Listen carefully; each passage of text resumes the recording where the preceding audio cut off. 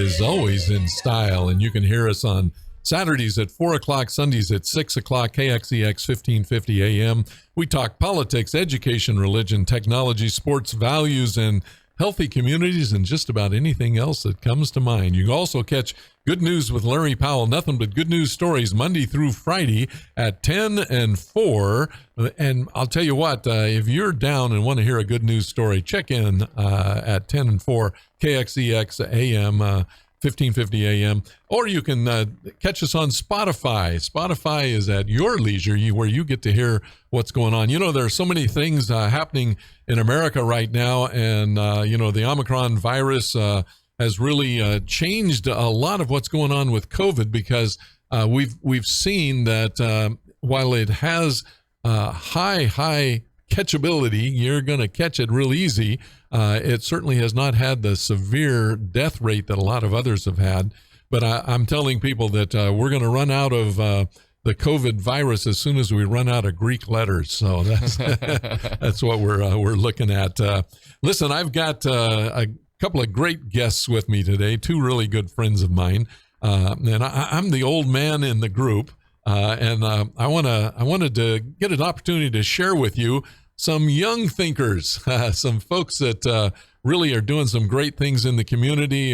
They've got great families. They've got great family histories, a lot of good things. We've got Jason and Ryan Higton with us, and we're going to talk about golf, because they're two of my best and favorite golfing partners. We're going to talk about real estate, because you guys are involved in real estate. And Ryan, I know you were an educator at one time, so we've got that in common as well. And then Jason, I know you were on the Canadian tour, which is that now the Corn Ferry Tour? I would say it's now, what do they call it, Ryan? Do you know? Well, I mean, it's still the Canadian tour. I mean, but no, they still have one? Yeah, they still have one, yeah. Okay. I think it's called the Mackenzie Tour. Oh, Yes, that's Mackenzie. true. But it's based out of Canada. Okay. And they travel all over. Yeah. Corn Ferry would be like AAA of golf. Oh, okay. Canadian Tour, Mackenzie would be like a AA. Double A? Yeah, I played AA professional golf. Okay. Very A few AAA tournaments that he sprinkled. Yeah, I sprinkled a few of those in. Okay. At the time, it was I love it. nationwide. Now, tour was when did he you was get there. automatic advancement if you won on the Canadian Tour like they do on the Corn Ferry? Sadly, now they do offer that from the Mackenzie to Corn Ferry. When I was doing it, we only got into a few tournaments into that AAA sort of ballpark, and I played in 5 or 6 of those based on that. Okay, yeah, that's good. That's good. Yeah, when he won on the Canadian Tour, they got him a few free golf balls. That's about it. But, Here's a dozen. yeah. Yeah, I Here's a guess nice things have changed a little bit, haven't they? Yeah. You know? Well, folks, we're going to talk about golf a little bit because I love golf, and I've shared with you before. I had polio in 1949, so I wear a brace on my right leg, and I didn't let that stop me from playing golf. And I don't hit it as far as a lot of other people, but my short game is pretty good. So we get a chance to play with these two long knockers here who can knock the ball out there 300 yards plus, and it's kind of fun because I get to play off of theirs when we play in a scramble tournament. We've played in maybe 8-9 tournaments together, maybe more. That'd be I've lost count. I think I was saying that'd be on the low end for Be sure. on the low end. Yeah. Now, are you guys considered millennials? What generation are you in? I think I'm Gen X. Gen X? I was What born about in 1982, so wherever that lands 82? me is from, that's where I go. Okay, you're close, millennials, Yeah. Gen X, and that kind of thing. Well, today, folks, we're going to get a chance to talk a little bit about politics and about some things, because these two guys have a really well-known grandpa who's no longer with us. It was one of my good friends, and I was in a Bible study with him for quite a number of years, and we're going to talk about Lou Herwald, and your mom is a Herwald. Correct. Yeah, and your dad, tell me about your dad. So he's a Higton. That's what you'll Yeah. know. That's good. obviously. But no, they grew up, both of them really in the Sunnyside area. So they met in grade school. Oh, actually. wow. So they were friends, and Yeah. they dated in junior high and high school, and just went from there. So Yeah. they Your were Sunnyside Your kids. dad's a golfer too. Oh yeah, no, he took us out. I mean, every Sunday afternoon, we would go out and play. We'd play 1 through 9, and by number 6, we were out at Fort Washington at the time. Yeah. After number 6, I would take a nap because I was tired of being young. But they would finish out the round. But he'd take us out there every Sunday, and Yeah. we just we fell in love. We played all the other sports as well. Golf was just kind of more fun Right. when we were younger. I know baseball was one of the things. Baseball and Jason played soccer even through high school. So one cool thing about Dad is a lot of us adults like to play golf with our friends. right. Yes. And like we're gonna go play golf today with our friends. He always took us, his kids, out. Wow. So anytime it was like, hey, let's go play golf, we were always in tow.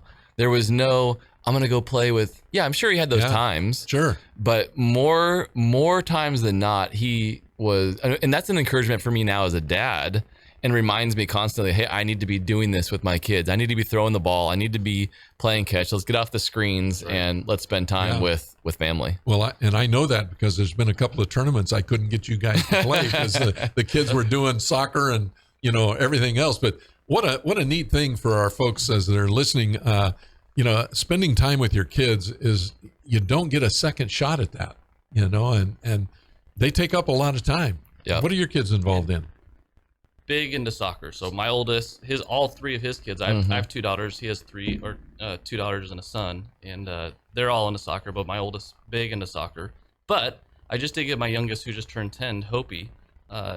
She's actually doing the Operation 36 out at San Joaquin, which is a nice golf program. So she's actually just starting that too. Oh, nice, So, nice. Yeah. Excited. Yeah. Well, that's fun. I had one daughter, Caitlin, and I have 4 grandkids, so I now get to do the Uber and stuff. And during COVID, which was crazy, and I want to talk to you guys about your thoughts on COVID. But Dot and I, my wife, got to teach the grandkids, and so we got back into education after 43 years in education and retiring. We got back in, and what a joy it was to get to teach the grandkids. And they grew probably 3 or 4 years worth of time. So I'm going to pat myself and my wife on our back. They grew during that time and really were quite successful. Well, how has COVID affected your families? Well, you guys? Really at the beginning, it was more of the sports aspect of it, actually. That's right, yeah. Where it's like, isolation. Our kids had just gotten on to travel soccer team, and it was like, hey, they're so excited, but now all they're doing is training. And then at some point it was like, you got to train in this certain box and away from the other teammates. And at least with soccer, like for golf, that might be okay, right? You go hit balls by yourself, not a big deal. But for soccer, it's like you need to have some interaction with your teammates and learn how to be physical and aggressive. Yeah, and so exactly. It definitely affected on the sports side, where it's like all you're doing is trainings and you're kind of doing it separate. There's no games, so it's like there's no, What's the incentive? The cake you can eat at the end of the day. So it definitely impacted the sports aspect, but more or less it definitely impacted school for our kids as well.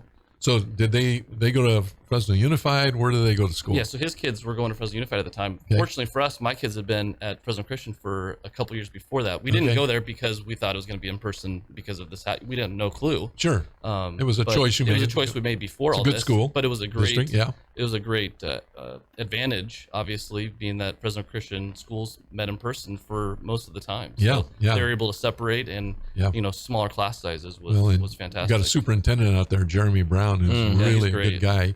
Used to be in Reedley at Kings Canyon. And I was on the selection committee that helped bring him good choice out there. Yeah, it was a good choice. That wasn't a hard choice either, let me tell you. And the great thing about Fresno Christian is that they did everything by the book. They didn't try to do something in front of what they were supposed to do. They did it by the book. And they did the right thing. So it was a great blessing for sure. Yeah, that's really good, Ryan. Hey, Jason, tell me a little bit about what was it like with Fresno Unified. I know that they finally got a 1-to-1 on computers, going. So what was it like with your homeschooling there?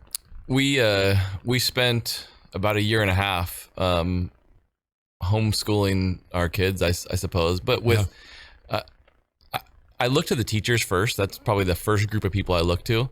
We had 3 different teachers in 2 different schools, Manchester and Malik Elementaries.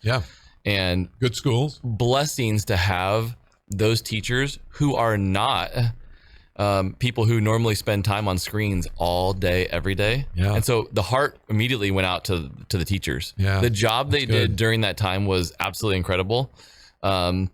And difficult. I know it's caused, I think there's a lot of teachers who have a lot of PTSD from that year and a half and difficulty. But the blessing of it is that they stuck with it. And I think COVID has been less about the disease and more about, it's an exercise in how we deal with difficult things. Oh boy, isn't that the truth? And it's incredible to see how Fresno Unified and specifically our kids' teachers dealt with it, and they did quite well. Yeah, that's really good. I want to continue that conversation. We're going to take a break here. We're having a good conversation with Jason and Ryan Higton. And I want to talk a little more about golf and stuff too, because you guys are really good golfers. So we're going to take a break and we'll be back in just a minute. You're listening to Powell To The People, where civility is always in style. You can catch us Saturdays at 4, Sundays at 6, and we look forward to being back with you in just a few minutes. You're listening to Powell To The People. Write it down.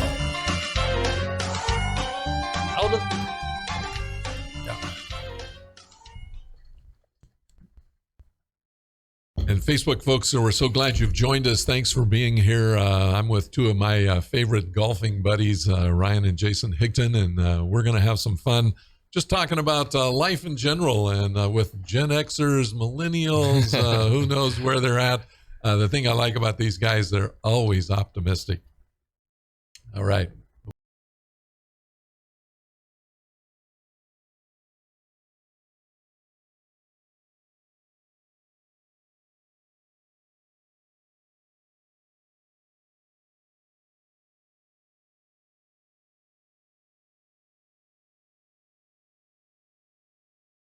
The People on the best talk in town. Hey, welcome back to Powell To The People, where civility is always in style. And, you know, I just love the idea of being able to talk to some friends about what's going on during this COVID time. And you had a good experience. Did each of your kids get a computer from Fresno Unified? They did, yeah. And how old are your kids? We have 13, 10, and 8. Okay, you got a good spread there. Oh, yeah. And how did they adjust to that, just, you know, handling of the computer? Obviously, they had some skills beforehand. Yeah, they are far more skilled than I am now. And I've been working on some sort of piece for quite a while. Yeah. But no, it's incredible what these kids can do with a device. So much so that it's like, hey guys, let's pull away from that. Let's go into the cul-de-sac and throw a ball. Yeah, really. But really. No, they've done well with those devices. Yeah. Fresno Unified basically got 80,000 units. Is that right? Out. Yeah. And they're the third largest district in the state. And pretty amazing when you think about kids. You know, adults think computers are impossible. Right. Kids think if I make a mistake, I'll just reset and do another one. You know?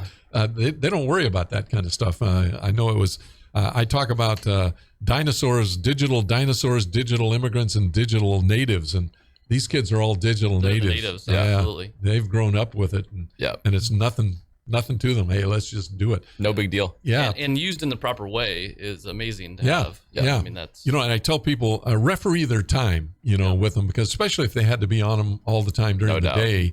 My daughter Caitlin, you know, she has tech time and she does not let them do anything outside tech time. And it's very restrictive, and 1 hour a day in addition to what they did at school and stuff. And then weekends they get to do a little more. And then this weekend, Dot and I get to be with the grandkids, so we're going to get a little more tech time. Just take them into your Tesla. Yeah, really. They'll be entertained for hours. They love that, but they keep saying, "Go fast, yeah, that's right. Papa, go fast." You know? So you got a Tesla too. You're the one that encouraged me to do it. My first car I ever bought. Is that right? New car. New car. Yeah, I've had used, but aren't they amazing? Amazing. Yeah, you know, I just encourage people look at the electric vehicles, because I've also got solar. So I'm not paying anything for energy anymore. And, you know, I got extra panels knowing I was going to be charging at home. Yep. So that was really cool. Really cool. Well, back to golf. Jason, tell me a little more about your experience, you know, with what was it like when you were out traveling? And did you have kids at the time? And, you know, what was the situation? I haven't thought back much about my professional golf career very recently, but kind of just jogging my memory. I was not married. I was right out of college. And I was like, I know I want to play professional golf. I had some financial backing, because you pay for everything you do. Oh, absolutely. It would be no different than, you know, any sort of minor league soccer player or baseball player, it's like there's no money out there. Yeah. How do you get this done? And so I'm like, where am I going to play?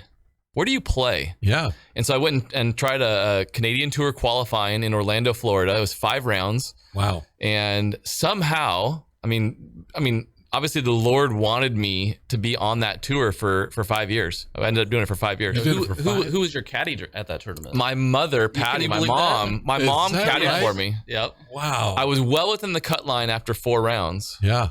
And on day 5, and it was 5 days in a row, on day 5, it was gloomy and doomy. Gloomy was the weather, and my heart was doomed. Like I was crashing quickly. Wow. Front 9, I think I made 6 bogeys in the front 9. It was bad. Wow. And that's not you. That's not what I know. no, but when you're Under that pressure. Yeah. I mean, the nerves and the pressure, because you so badly want this sure. to happen, and Sure. they take only 15 out of 150 guys. Wow. Wow. So we kind of make the turn. I might have made a birdie before the turn, and I think I ended up shooting 32 on the back. Wow. 4 under. 4 under. Ended up shooting 1 over for the round, and nicely inside of that line. Yeah. And it was like I finished, and I just felt this weight off of my shoulders. Isn't that? It's not how you start, it's how you finish. Yeah. Yeah. And that's, Boy, there's a life lesson there, isn't there? I'm telling you, it's tough. Golf is not the sport you want to play because it will make life very difficult for you. Yeah, if you want to feel better about yourself, don't play golf. Yeah. Do something else. You know, and you have to concentrate one shot at a time, and you have to leave the last shot. Which is, You know. I mean, that's like one of the most difficult life lessons to learn. I mean, how do you not look back? Right? Yeah. Yeah. We all get historical. Yes, we do, and hysterical. Yeah. Yeah, it's it's tough. And Ryan, you're younger. Yes. So did you take And the better golfer, but I was smarter not to try to go the professional route. not to go that route? Yeah, but let me set the record straight. All right. Bill. If I had your putting, we've Yeah. played a lot of golf. If I had your putting, I wouldn't be here right now because I'd be on the PGA Tour. So- Boy, thank you. No, just kidding. Yeah. You know what? It's interesting. Putting is a streak thing. You know, yeah. boy, once you get on, it just seems like the hole is so big. I know. You know, it's crazy. And people don't understand, too, the grip strength on a putt is really light. It's not a heavy grip because as soon as you Maybe do that's my that, problem. you lock in those big muscles and you can't really do it with big muscles. You know? So it's interesting. Tiger Woods, he always said he felt like he was holding a bird or a dove in his hands. a baby bird. A baby bird. However, then you have maybe one of his guys that he looked up to, Tom Watson. Yeah. He gripped it so you could only see the white in his knuckles.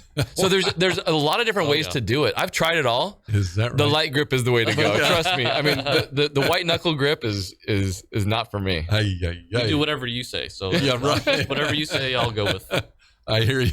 Well, it is an amazing game because you don't play against somebody else as much as against yourself. Oh yeah. And what lessons have you guys learned from golf about life, Ryan? Well, I mean, I think you have to adapt to whatever is happening, right? Like you have to make, I mean, even though golf could be a little bit slower, but you have to make instinctual like decisions. Where it's like you can be out on the range and you can hit 57 irons perfectly, right? With the same thing, but you get on the golf course, you may never even have that shot on the golf course. Isn't that something? You might have to have a 7 iron where you have to punch it, cut it, and hit it 30 yards shorter than what you're doing on the range. And so how do you adapt to that? Yeah. And then how do you adapt to it when you hit a good shot or a bad shot? How do you respond to that? Yeah. And How did that help you in life? What lessons did you learn there? Yeah, I mean, you really like our golf coach Tommy Masters from San Joaquin always told us, it's like it's not about the outcome, it's the process. Enjoy the process, and I think that's the same way in life, really. With us, I mean, we haven't mentioned it, but our faith in Christ, really. Sure. I mean, you're going to have the good days and the bad days, but the process of walking with the Lord each day, is the process. The outcome obviously is going to be amazing for what Jesus has done for us. In the end, but how do we get through the difficulties of life? You the still heavy have to live burdens life. that we have in life. Play out on the golf course, right? You're gonna have your ups and downs on the golf course. Yeah, when you drop that one in the water like you did the other day. Thanks. Yeah. Well, and Jason, you mentioned you shoot like 4 over on the front on the 5th round. Yeah, that was bad. Yeah. How do you pull yourself together, and what lesson did you learn from that by getting 4 birdies on the back? our thought life, right, which I believe stems from our heart. Yep. I mean, if you have a Christian worldview, yes, that's where it stems from. However, our thought life, especially in sport, namely golf, could not be more difficult. So when you say you're playing against yourself, physically you're really not playing against yourself. Physically you're fine, right? I mean, you have polio. You play golf, you're fine, right? Exactly.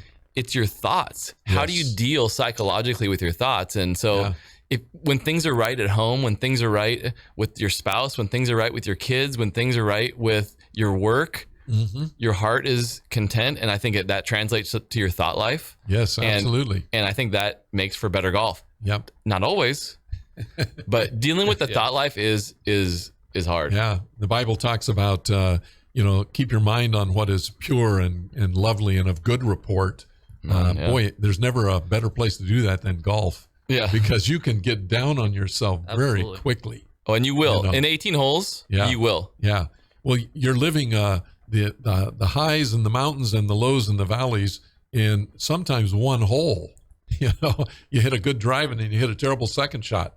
And there are a lot of lessons in life in golf. And that's one of the things I really liked about it is you can learn a lot about yourself. You can learn a lot about how to be around somebody else who is not necessarily good to be around when they're playing golf.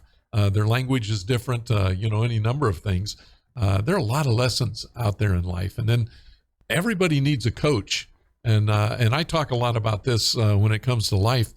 Everybody needs a coach that's a Christian too, is someone that they can talk to and unload a little bit that is going to keep confidences and encourage you and that kind of thing as well, because it's not easy. Life is hard. Talking about coaches, Hank Haney, Tiger Woods golf coach, just came out with a report saying that it's never been easier to win on the PGA Tour. Oh, really? Now, I didn't read that. Because he's saying all the top golfers, JT, Dustin Johnson, they're kind of taking up the 35% of the wins, and so it's at 65%. But when Tiger was in his prime, just himself, he was taking up 35% of the wins, plus Phil Mickelson and Ernie Els. That's now, incredible. With saying that, it's harder now to get onto the PGA Tour than it was even when Jason was doing it. Yes. So once you get there, it might be easier to win. I mean, look at the champion from last week. I can't even. What's Tom his name? Hoagie. Tom Hoagie. Yeah. I have no clue who he is. No. But he got there and he won. Yeah.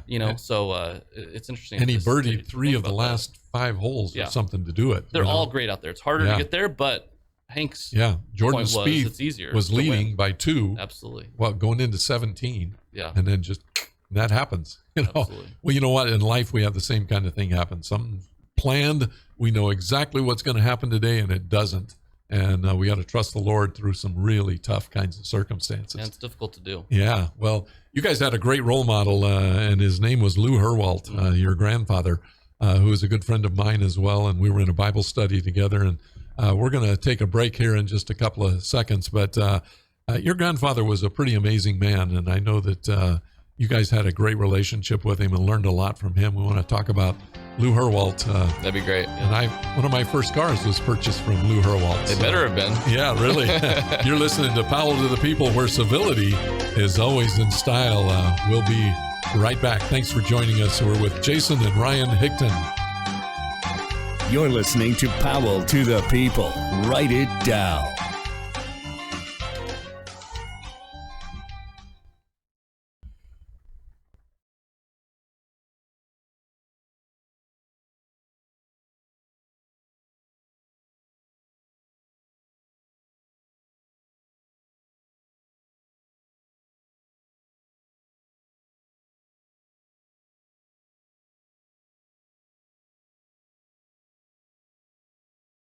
On the best talk in town.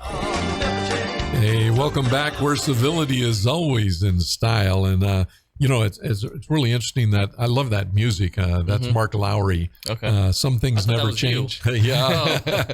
I got about 80 songs I've written, but I'm still working on getting them down that way. But some things never change. A lot of people go through life with, some things never change, and yet he's singing about some things never change, and one of those things that never changes is the love of the Lord. Absolutely. And care for us and things. But your grandfather, Lou Herwald, was an institution in Fresno. I mean, well known. What do you own? 12 dealerships in his life, or something? At least a dozen. Yeah, I would say. Yeah, pretty amazing. And yet he had a humility about him that was pretty remarkable. And I was just thinking, What are some of the lessons in life that you learned from your grandfather? What did he teach you, Ryan? Well, I mean, fast forward to he just passed away a little over a year ago. Yeah. Fast forward to where, he's a guy who had the keys to the city. Yes. Leon S. Peters Award winner. Yeah. But then if you go into the reverse of, here's a guy who barely graduated from Edison High School. Wow. His best 2 classes was an automotive class and a shop class. And what's he end up doing? Selling cars. And so, he graduates high school. Like, what am I going to do? He gets a call from his auto teacher that says, hey, I have a job for you at Frank J. Sanders. Oh, I remember Frank J. Sanders. And you're going to be a parts runner, and you're going to go do this. And he says, okay. And then the next day, his cabinet shop teacher calls him and says, hey, I have a job for you with the cabinet maker. And he's like, well, sorry, I already have a job. Yeah. And so, we always kid with him, oh, we could have been making cabinets. Yeah, really. That call came a day earlier. But going from that to, he's a parts runner now, a parts manager, service manager, sales manager, all without selling a car. I don't think he ever sold a car, Wow.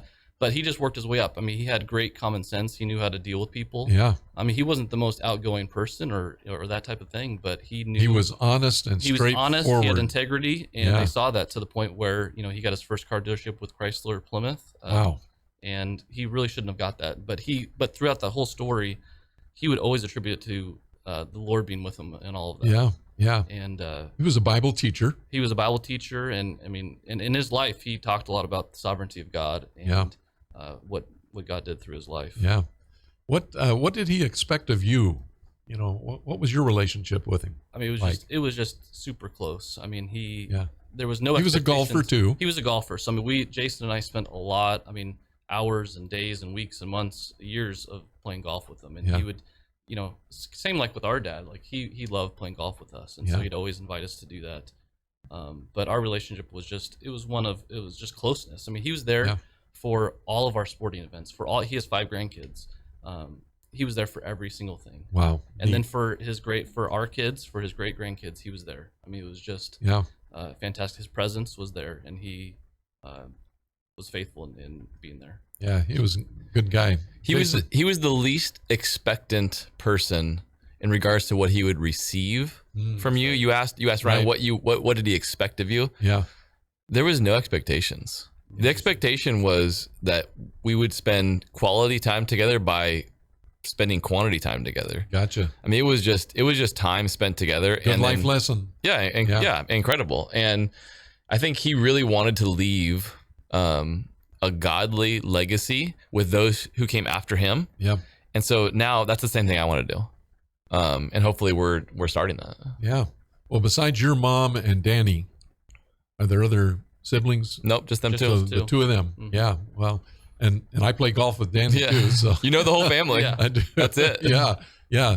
The thing I appreciated about your father is he always had a good sense of who you were and what you did, so he knew the job I had, he knew what I was involved in, he knew my impact on people. And he would talk about that,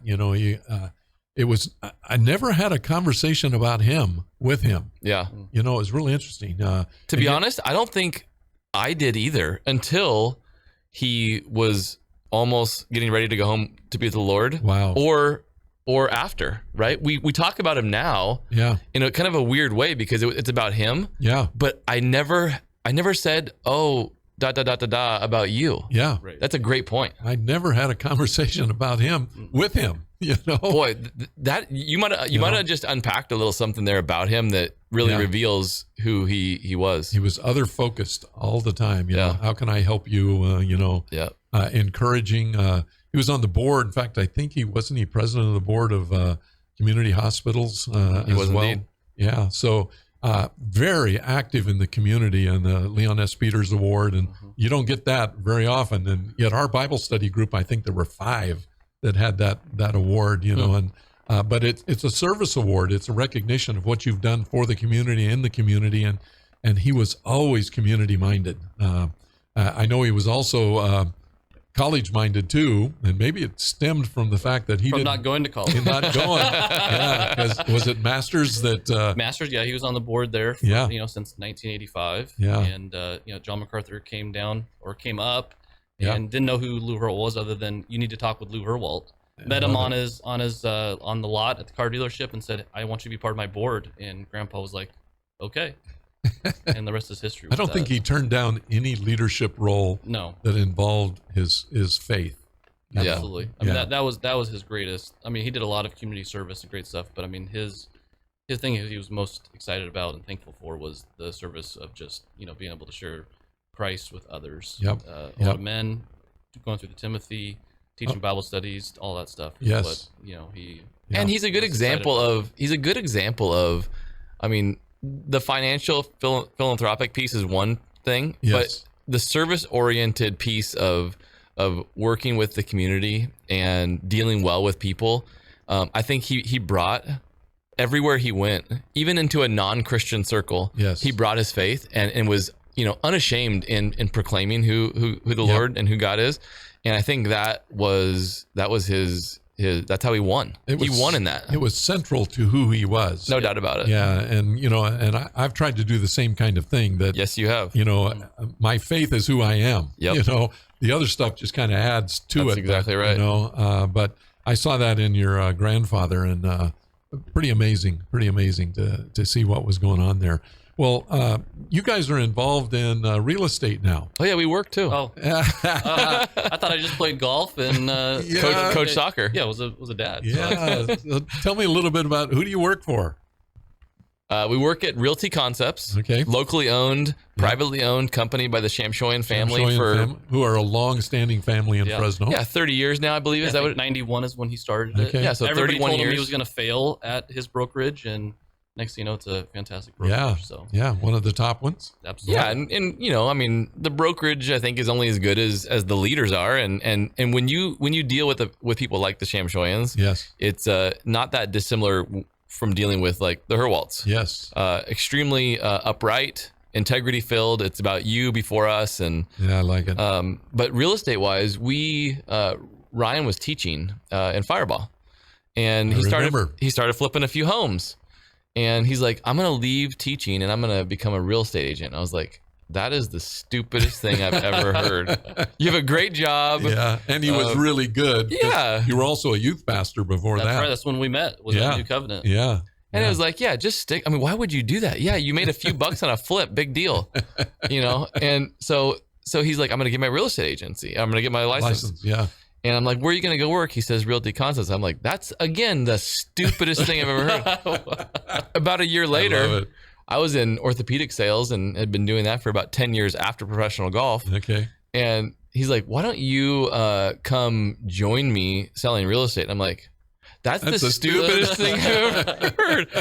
And we've been doing it together. We call ourselves the Higton Bros. Yeah. We've been doing it together for, I think, just over 7 years. Never had an argument. Yeah. Amazing. No argument. We share everything. Yeah. We're blessed. We're extremely blessed. Yeah, that's fantastic. What was it like during COVID? Because obviously real estate has just gone super crazy financially and been interest rates low and all of that kind of stuff. But what was it like during COVID? I know they had to sign documents that, if you're wanting to buy a house. Well, I forgot about that. Yeah. Yeah. You had to sign a document that you haven't been around somebody with COVID and all those kind of things. But what was it like during that time? The first few weeks it shut down. I mean, there was no showings. I mean, Zero. We were at our house, like just doing nothing. Hanging out. Yeah. I mean, it was like no showings, no open houses. Yeah. And then they started opening up to where you have to sign a document stating all what you were just talking about. You can get in. Wear a mask and gloves and booties and, the houses have never been so clean. That's for sure. During that time. But it was still, I mean, it shows that the market was still good because the buyers were still wanting to go see the homes and there's way more buyers than sellers right now. In this market. If I look back or think back, I only didn't come into the office for maybe a week or two. Mm-hmm. And you can work from wherever, but we like to come into the office. There's a culture at Realty Concepts that we enjoy, and we enjoy to be part of that. But pretty quickly, I would say at least a month after it kind of really came out, it was in March or whenever that was, it was pretty quickly, it was like, this is going to be a hot market. Mm-hmm. We got a lot of people, a lot of phone calls from buyers who were in small, tighter spaces. Yep. Who were like, we now need space. We don't see an end We're to at home us. all the time. We're at home. We don't Yeah. like this home. We need want a to move on. yard. Yeah.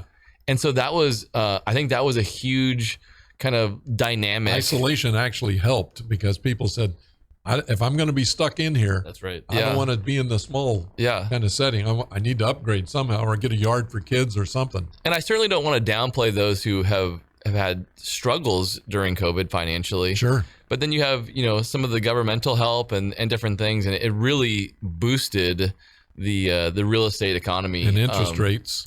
Yeah, and they went down, Yeah. right? I mean, to Historic all-time lows. Yeah. We're reversing that trend at this moment. It's heading back. Yeah. Yeah, but it's really been an extremely hot market. And more avenues to get a loan than ever before Yeah, I mean, maybe not quite as during the, the early eights. 04, 05, Yeah. right? And then to the 06. yeah. Ultimately to kind of bust in 08. But Where I could go get my own appraiser and say, here's Yeah. what I want the value of the house to be Correct. so I can get this loan. There's more checks and balances now Yeah. in terms of getting a loan. Yeah. yeah, the rigidity in which we get a loan is much more based on income now than it has been. Yep. And you have to actually provide it. It's not just stated. But I think that people are making more money than they've ever made. The economy is in an interesting spot, and people want to own a home. And I mean, really, if you're going to live in California, I mean, the prices are going through the roof here in Fresno. Yeah. But where else could you go besides Fresno? No, exactly. Well, keep that thought in mind. I want to continue a little more with that. We're going to take a break, folks. You're listening to Powell to the People, where civility is always in style. We're so glad you've joined us. We're with Ryan and Jason Higton, and we're having a great conversation. We'll be right back. You're listening to Powell to the People. Write it down. Jose, are we in our third or fourth? Fourth. Coming up. Okay. Well, you're having such a great time. Yeah. No doubt about it. It's almost as good as golf. Not quite as good. His voice is better than his golf game, though. Not as good as putting, but better Yeah. than, I'll give you his that. swing. But Yeah. I'll tell you, those 6 putts at the preserve were something else. My first putt, second hole, because we started on the second hole, was a 60-footer dead. Oh, my. Center in the Just buried it. he said, putt right here at about 60%. what was the course that when we played Spanish, but what was the other course that we We played? played Pasadena. Pasadena. That's where Ryan plays. Yeah. Ryan Solomon, our friend. Yeah. That was a good course. This was Yeah, I mean, pristine. preserve is 12 rounds a day. That's what they're doing All there. they get. So you played the preserve, and then what else did you play? Did you play Spanish again? Spanish bake. The preserve, man, it's a long drive back in there. It is a half It's like hour. 25 minutes or whatever. And you're yeah, it was pretty crazy. Worth doing though. Oh yeah, Worth doing. I haven't played it. I caddied there Okay. for a friend. Yeah. But yeah, nice fun. place. Yeah. All right, we're good.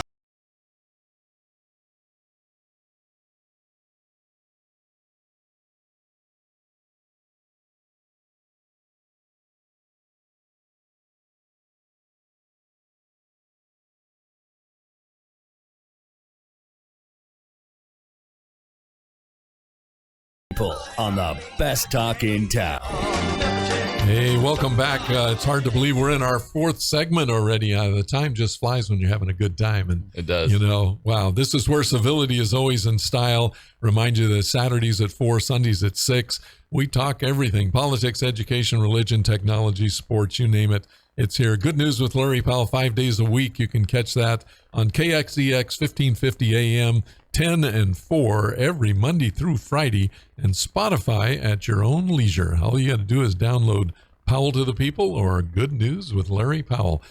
We were talking just before the break. A lot of interesting things happening in life right now.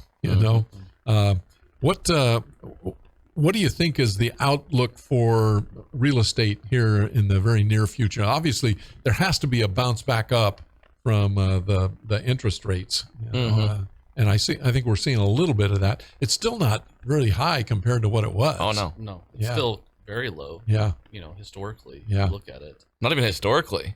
Like from like a couple of years ago. Yeah. yeah, You know? That's interesting. historical. Yeah, interesting stuff. I mean, Well- you have.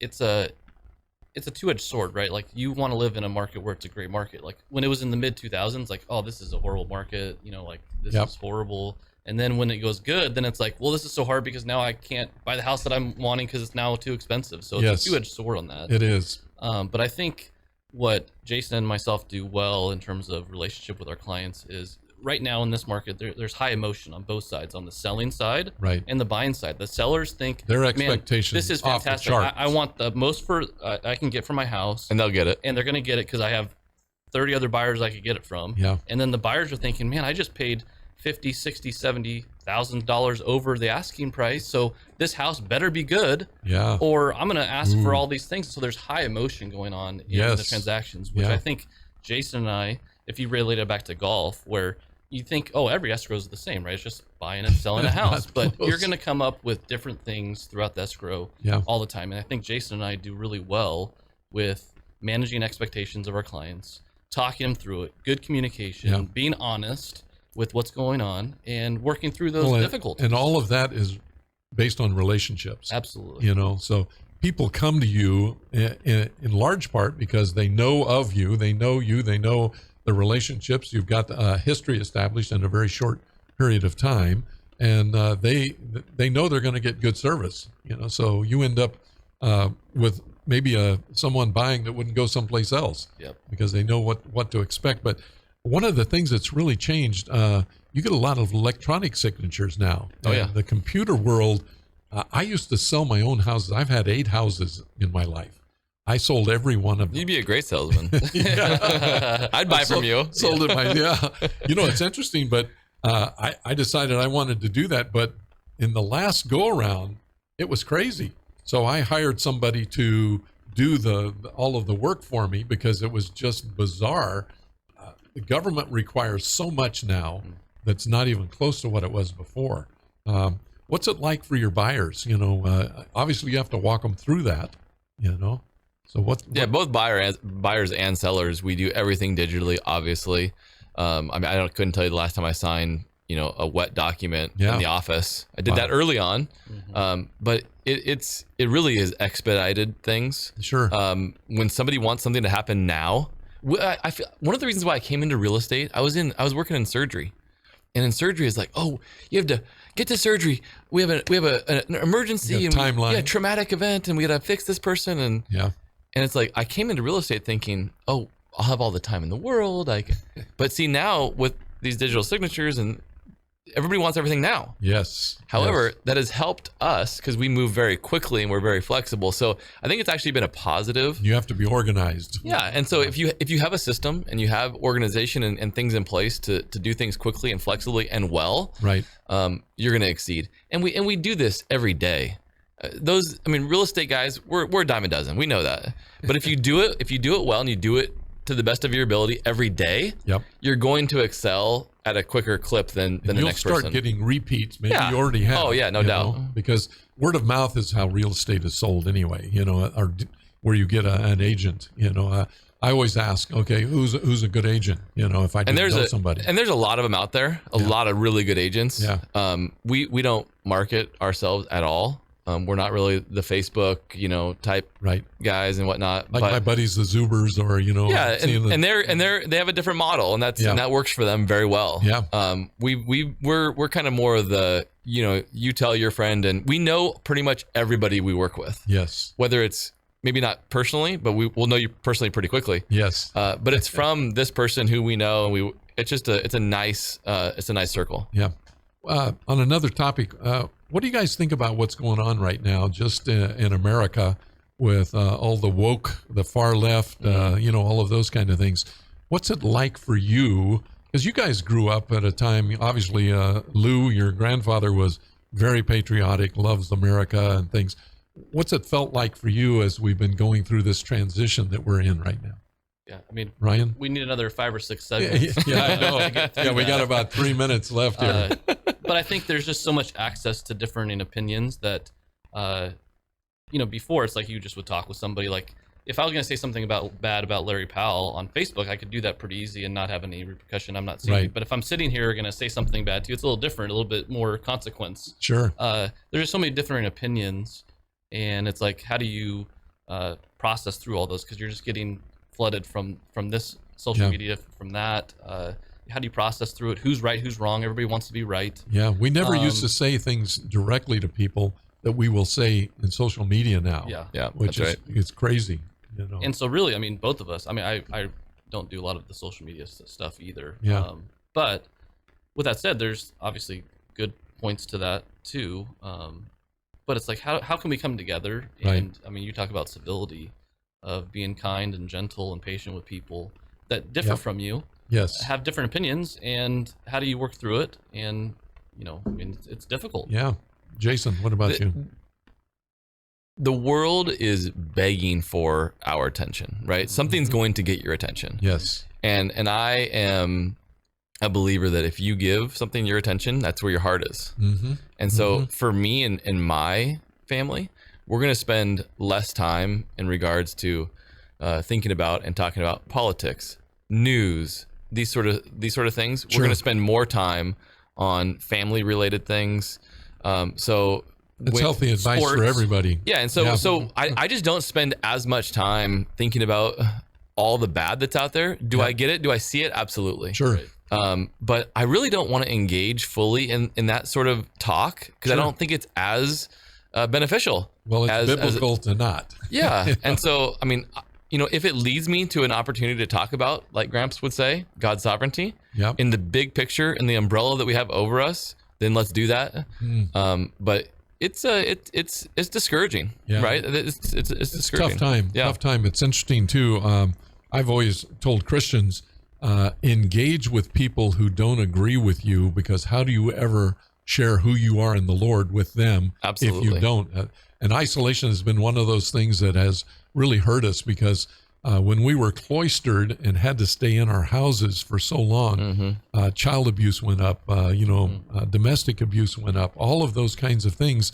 And so there was a place for Christians who love other people that became more important. People's Church, for example, gave out 1 million hot meals during that time. I remember that. We have a clothes closet. We have a food pantry. We have things like that. And many churches are doing that kind of thing. But we've got to start realizing our churches need to step up in a way that they maybe had not before this. And it actually gave us an opportunity to be different, to show we care about you, and we're not going to make you come to church to get everything. We're going to take it out to you. So we have a mobile van that does all of that kind of thing. So it's been really good. Well, Jason, Ryan, it's just a delight to have had you with us for an hour. I mean, that time goes Larry. so fast. It does. Thanks, Larry. Looking forward to what's going to happen with you guys in life, and to our next golf tournament, which we will win. That's right. Sure. That's right. This guy likes to win. Yeah, thank you so much for joining us. Folks, you've been listening to Powell to the People, where civility is always in style. We're so glad that you've been here. Check out Good News. Go to Spotify, Powell to the People, Good News with Larry Powell, and you can listen at your leisure. Thank you for joining us. See you next week. Facebook folks, thank you so much for being here. Really appreciate it. Share with folks. Just send it on.